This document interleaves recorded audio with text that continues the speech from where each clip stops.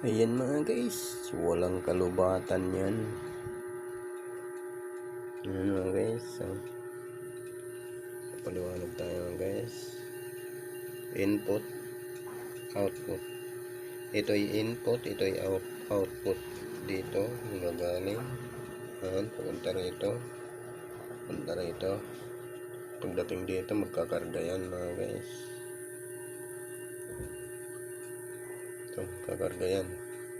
Charger yan mga guys. Ayan mga guys.